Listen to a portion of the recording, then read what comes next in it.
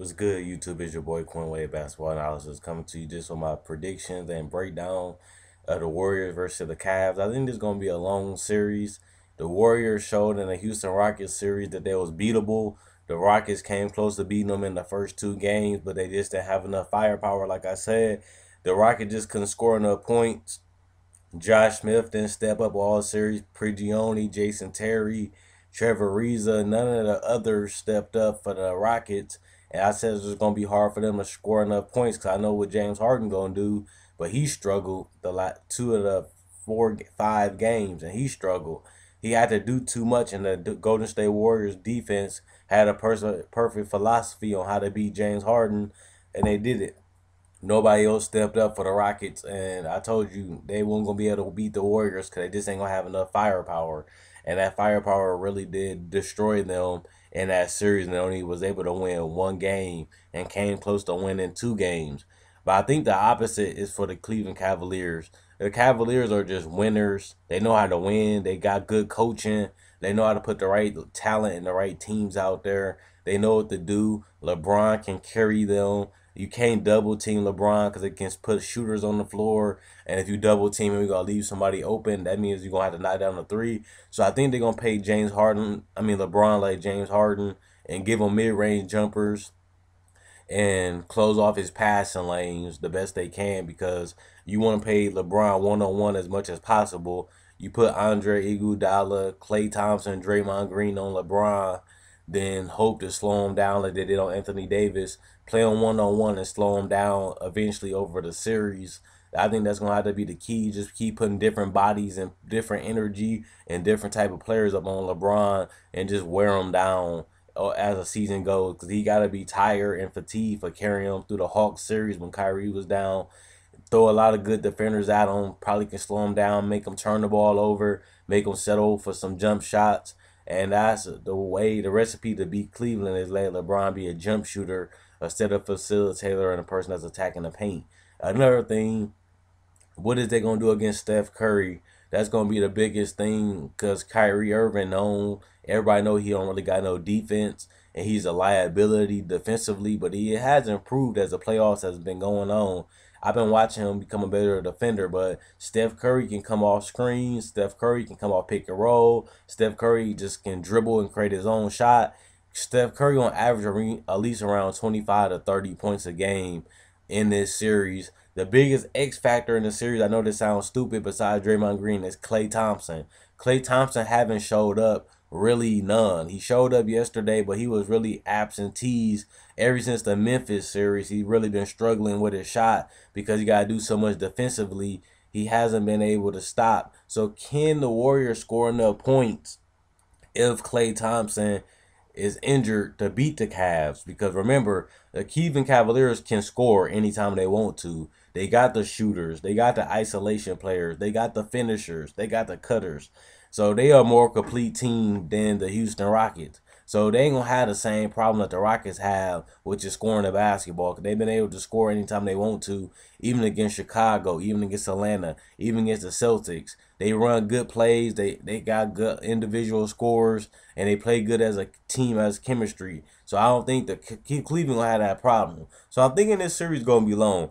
Is Klay Thompson going to be the Klay Thompson he was in the regular season? I think we won't have to see him put up at least 20 points a game if they want to contend with the Cavs. He can't struggle like he did against the Rockets and still win. He will have to play like an all-star to beat the Cavs. And Draymond Green, is he going to lock down LeBron? Is he going to force him into tough shots? Is he going to be the X factor? What is Harrison Barnes going to bring to the table? He's been good through the playoffs, but they're going to need him to be a little bit better for the championship. Who benches better? Golden State bench has been stepping up all season. It helped beat the Rockets. They just couldn't take over their bench. They brought so much energy and consistency and different type of lineups throughout at the Rockets.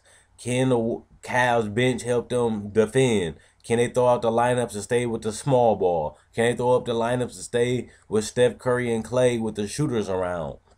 So can Cleveland throw out enough lineups to win this series? That's another thing. Do they got enough lineups to win this series?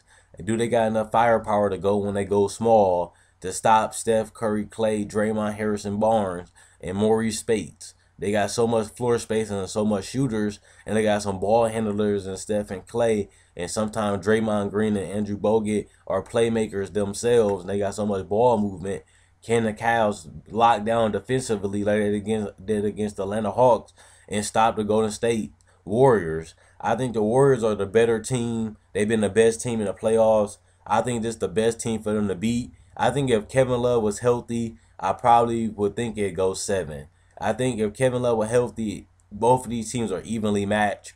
The Cleveland Cavaliers been the best team in the East since they made that trade to bring over Mozgov, J.R. Smith, and Iman Shumpert. They've been the best team in the East. I thought it was them or Chicago. They beat Chicago without Kevin Love, and they destroyed Atlanta 4-0. So I think the Cavaliers is the best team. They the real deal. They earned their way to the finals. They fought hard. They earned respect. They went through adversity. They got chemistry issues. They fixed it. They panned it out. And now they in the NBA Finals. And I think they literally, people gonna think I'm stupid, but I think the Cleveland Cavaliers, after seeing what they did against Chicago and Atlanta, I think they got a legitimate chance to win a championship, even without Kevin Love. So I'm definitely not counting them out. I think they better than the Rockets and better than the Pelicans and better than the Grizzlies. And the Grizzlies beat the Warriors twice. The Rockets came close to beating the Warriors twice and won one game. I think the Cavs are the ultimate test for them, and that's how it should be. You should play against the best team that you can play against in the finals. And the Cavs, I think they're gonna win. I think they can win this series. I think they can win in 7. I think they can win in 6. But I'm gonna pick the Warriors to win this series. But I wouldn't be surprised if the Cavs won after all the adversity they came through. I think Kyrie Irving gonna have a huge series like he did against Chicago, because I mean he might struggle. Because in that Chicago series, he started struggling with his shot, but he stepped up in the Atlanta series when he was healthy. I think they got to find a way to get Kyrie Irving the ball off the ball more instead of letting him create, because the Golden State Warriors defense ain't going to allow him to get to the paint with Andrew Bogut, and the big people down there got too much good defense and too much inside defense. It's going to be hard for LeBron and Kyrie Irving to get to the paint anytime they want to, even with floor spacing, because they got good individual defenders that's going to force them to mid-range shots. I know Kyrie Irving can knock down a 3. I know he can knock down the mid-range, but can LeBron, J.R. Smith, and them knock it down enough to score enough points to finish, since they can't get to the paint, and the Golden State Warriors don't make as many defensive mistakes and they clog up the paint and force you to beat them outside? Can the Cleveland Cavaliers score enough points? Can they execute enough to win this in 6 or 7 or 5? That's going to be the ultimate test. Can they out-coach Steve Kerr and his coaching staff? Can they put the right lineups out there? Can LeBron carry them? But we know Steph Curry MVP too. I've been saying whoever come out the West is the NBA champions, and it look like Golden State Warriors gonna win this series in 6. But I wouldn't be surprised if it wins 7.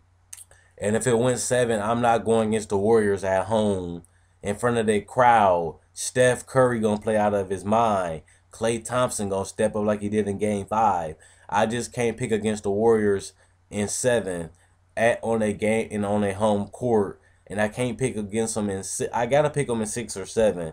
But LeBron is on a mission.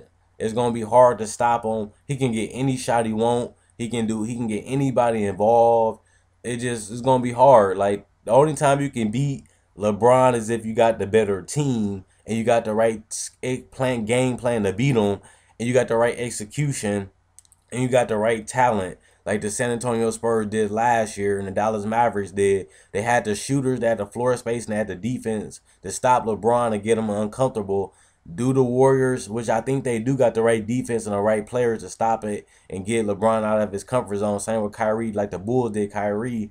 I think they got the talent to put the right matchups out there for LeBron and them to struggle. And I think the Warriors can pull this off in 6 or 7. And it's going to be a tough series. I can see it going either way. But the firepower and the versatility of the Warriors, there's going to be too much for the Cavs. And I think they win in 6 or 7. And I won't be surprised if the Cavs end up winning this in 6 or 7 either. But I just think the Warriors got too much weapons, too much versatility, and good defense, and don't make as many mistakes that they can win this series quick in 6 or 7. Which that's not quick, but you know they're going to win it. Comment, like, subscribe, and share. Let me know what you guys think.